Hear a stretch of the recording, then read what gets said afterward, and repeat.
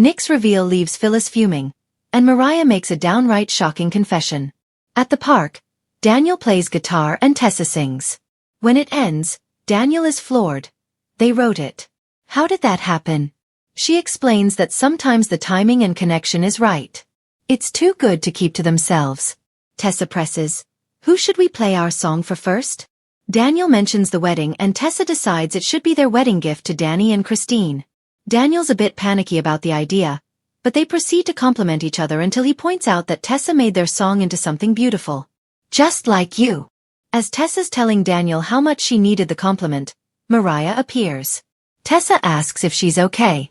Mariah asks to speak to her estranged wife alone, so Daniel takes off. Mariah notes that they're getting close. Tessa snaps that she needs friends right now. She senses Mariah is tired. The redhead confirms she's a mess and has been going through dark places in her mind. She feels she needs to step it up. Mariah explains that she needs to go away for a little while, which confuses Tessa. Mariah explains that her therapist recommended a clinic in Boston for intensive therapy. She cries as Tessa complains that Arya can feel her pulling away. Mariah thinks it's better that their daughter doesn't see her like this. She's a mess. The plot twist is clearly a means of giving Tessa and Daniel time to get together, as Mariah explains she'll be gone for as long as it takes. On Crimson Light's patio, Claire lays into Kyle for lying to her. She wants to know all about the deal with her grandfather. Sitting, Kyle explains how he made Victor a deal he couldn't refuse. He put it in writing that if he did anything to hurt or betray her, he would pay him $5 million and leave Genoa City. Claire's suitably stunned. After some consideration, Claire decides she's irked that he put a price tag on their relationship. Kyle protests that he was desperate to get Victor off their backs.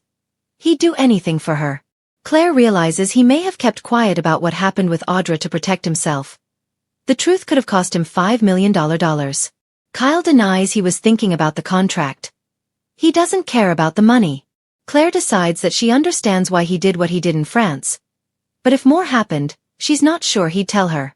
Kyle whines about Claire not trusting him and wants to know if there's anything he can do to make it right. Claire can't answer that. She needs time and can't let this go right now. At the Overlook, Phyllis meets up with Nick and they banter about him about wanting to get her alone out there.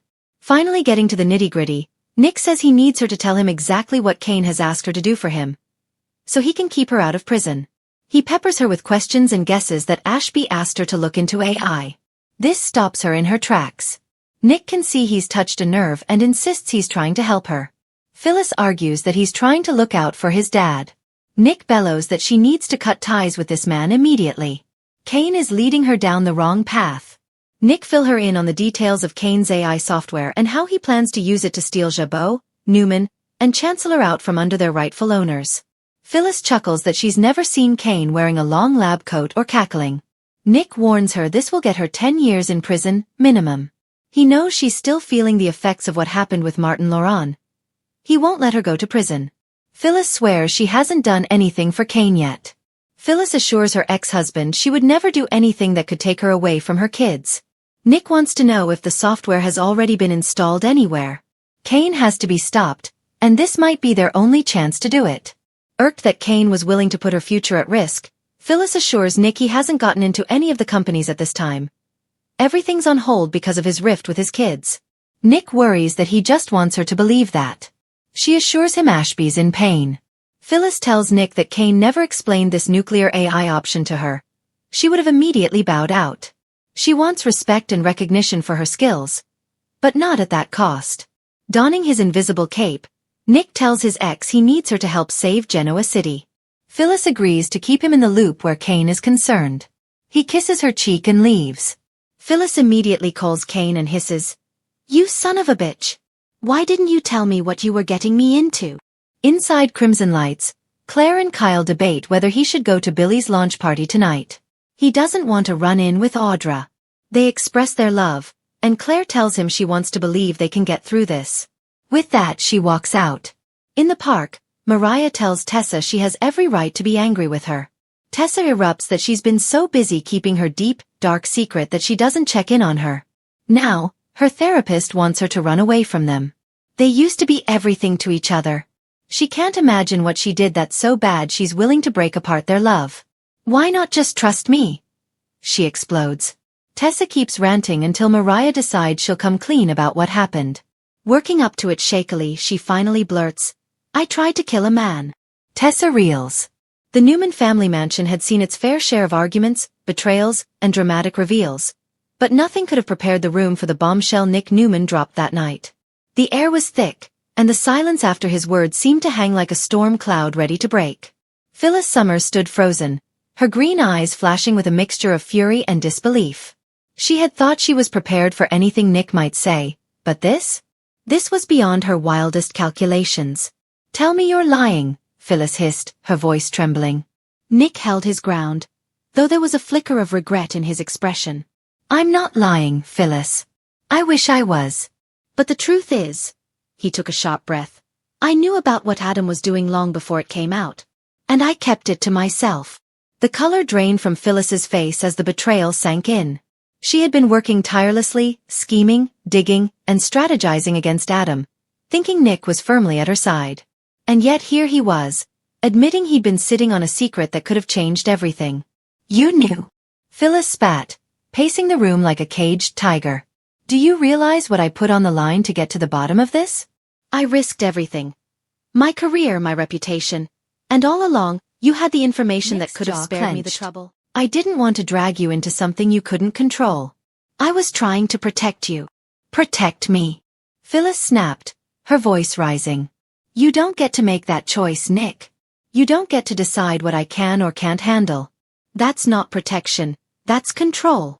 The fire between them reignited years of old wounds, times when Nick had held back, when Phyllis had taken matters into her own hands, when secrets and lies had cost them dearly.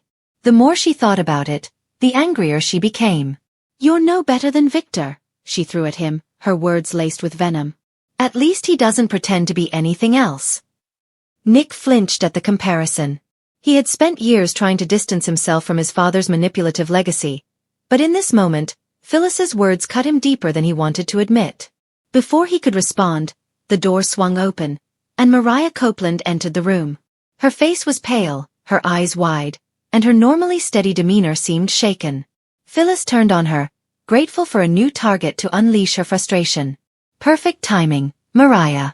Maybe you can explain why everyone in this town seems to be holding secrets from me. What, you've got one too? Mariah froze, her lips pressing together as though she was weighing whether to speak. Nick noticed the hesitation immediately. Mariah. What is it? The silence was unbearable. Mariah finally let out a shaky breath. I didn't want to say anything. I told myself I'd keep it buried, that it wasn't anyone else's problem. But since we're all putting our dirty laundry out here, she swallowed hard, I need to tell you both something. Something I've been hiding for months. Phyllis folded her arms, though curiosity flickered across her face. Nick stepped closer, sensing the weight of whatever Mariah was about to reveal. Mariah's voice cracked. Tessa and we've been struggling more than anyone knows. It's not just about Aria's hearing issues, though that's been overwhelming enough. She closed her eyes, tears welling. I kissed someone else. The confession seemed to reverberate through the room like an earthquake. Nick's brows shot up in shock, but it was Phyllis who let out a gasp so sharp it bordered on theatrical. You what? Phyllis demanded, stepping forward. Mariah, are you out of your mind? You fought tooth and nail to build a life with Tessa. You finally have your family, your future, and you're telling me you threw it away with some kiss. Mariah wiped at her tears, her voice trembling. It wasn't planned. It just happened. Someone who's been helping with Aria, someone who understood the pressure I was under, it just spiraled. And I hate myself for it. Nick was stunned, but his instinct was to comfort.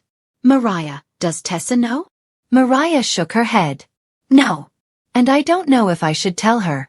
It was a mistake, something I regret more than anything. But keeping it a secret, it's been eating me alive. The rawness in her voice quieted even Phyllis's outrage. For a brief moment, the firebrand redhead saw herself in Mariah. Someone who had made reckless choices, desperate for connection, only to face the consequences later. Still, Phyllis wasn't about to let her off easy. Do you have any idea what this could do to Tessa? To your family? You can't just drop a bomb like this and expect it to go away. Mariah broke down, sinking into a chair, her hands covering her face. I know. That's why I didn't want to say anything. But the guilt, it's suffocating me. And the longer I keep it from Tessa, the worse it feels. Nick crouched beside her, his voice gentle. Mariah, what matters now is what you do next. You need to decide if you're going to tell Tessa the truth, or if you're going to let this mistake eat away at you until it destroys everything. Phyllis crossed her arms, muttering under her breath. Well, at least someone else is in the hot seat for once.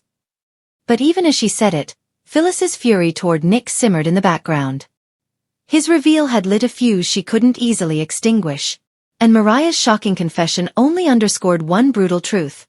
In Genoa City, secrets always come out, often at the worst possible moment.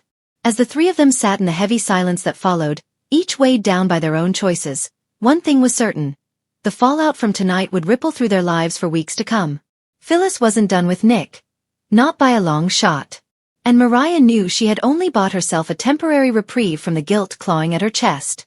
The storm had broken, but the real damage was yet to come.